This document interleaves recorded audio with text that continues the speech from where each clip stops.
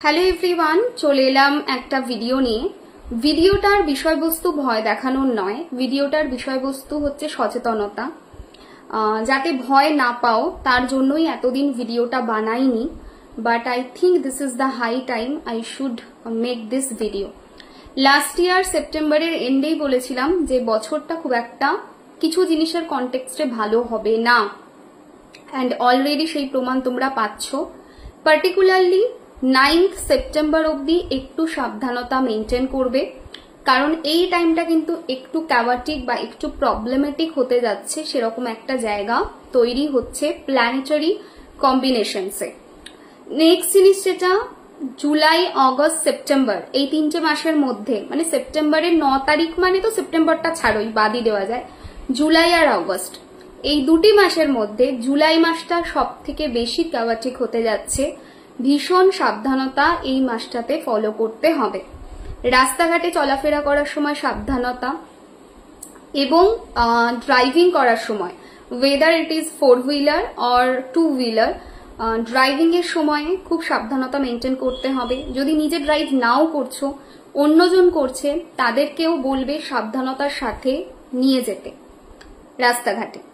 Flight যতটা পারা যায় এই দুটি মাস অ্যাভয়েড, পার্টিকুলারলি এই মাসটাতে অ্যাভয়েড করো, সেটা কিন্তু খুব ভালো হবে। আমার খুব ইচ্ছা ছিল এবারে শিরডি যাওয়ার গুরু পূর্ণিমাতে, সত্যি বলতে খুব অনেক দিন ধরে ইচ্ছা ছিল, কিন্তু যা পজিশনস রয়েছে তার জন্য আই হ্যাভ ডিসাইড, মানে ওই সমস্ত কিছু লাস্ট বারের প্লাস তাছাড়াও আরো যেরকম যা প্ল্যানেটারি পজিশনস রয়েছে সব দেখে ডিসিশন নেওয়া হয়েছে যে যাওয়া হবে না, এই মাসটা কেটে যাওয়ার পর বরং শিরডি যাব, সেটা অনেক বেটার।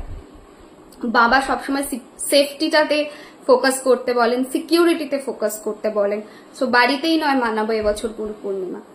নেক্সট জিনিস যেটা, সেটা হচ্ছে flight if it is possible avoid. কিছু এমার্জেন্সি কজেস থাকে, like medical emergency and all, তো সেক্ষেত্রে তো যেতেই হবে।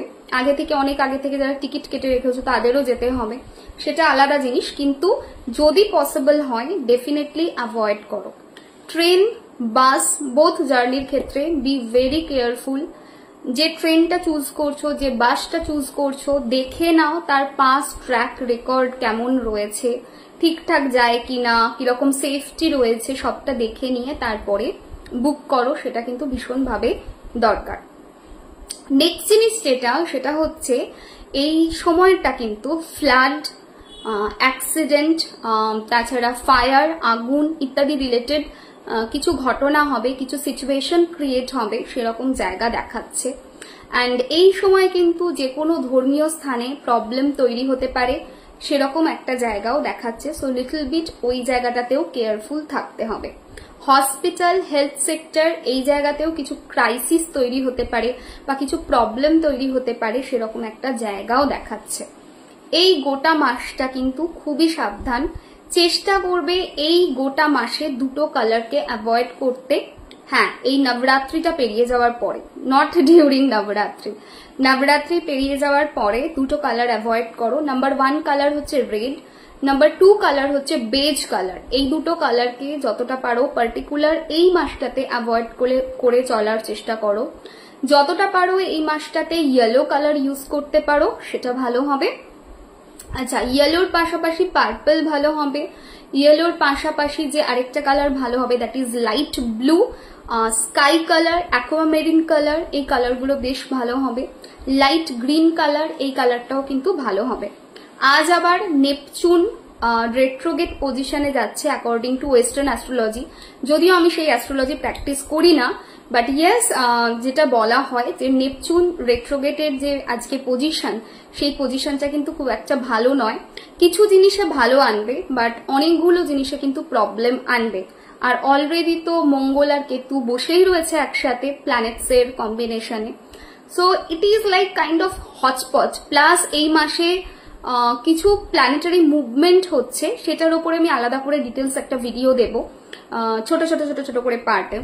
তো সেই মুভমেন্টটাও খুব একটা ঠিকঠাক মুভমেন্ট নয়, সো লিটল বিট কেয়ারফুল থেকো। এই গোটা মাসটাতে রিলেশনশিপ প্রচন্ড ডিস্টার্ব হতে পারে, মিসকমিউনিকেশনের জায়গা দেখাচ্ছে, মেন্টাল হেলথের ইস্যু কিন্তু একটা তৈরি হবে, সেই জায়গাটাও দেখাচ্ছে। এই তিনটে জায়গাতেই কিন্তু সাবধানতা মেনটেন করে চলতে হবে। রাস্তাঘাট চোখ চারিদিকে মানে তাকিয়ে তারপরে চলার চেষ্টা করো। অ্যান্ড এই সময় সব থেকে ইজি উপায় যেটা, সেটা হচ্ছে ব্রেনকে স্লো ডাউন করো। মানে আমরা কি করি, এটা করতে হবে ওটা করতে হবে, সো ব্রেন কনস্ট্যান্টলি রান করছে। ব্রেনকে স্লো ডাউন করো, দেখবে এই সময় কিন্তু প্রচুর স্বপ্ন তোমরা দেখবে, ঠিক আছে? মানে যারা স্বপ্ন দেখো না তারাও দেখবে, ইভেন আমার সাথেও এটা হচ্ছে। অ্যান্ড ওই যে বললাম যে নেপচুন রেট্রোগেট পজিশনে যাচ্ছে, তার জন্য কিছু জিনিস ভালোও হবে।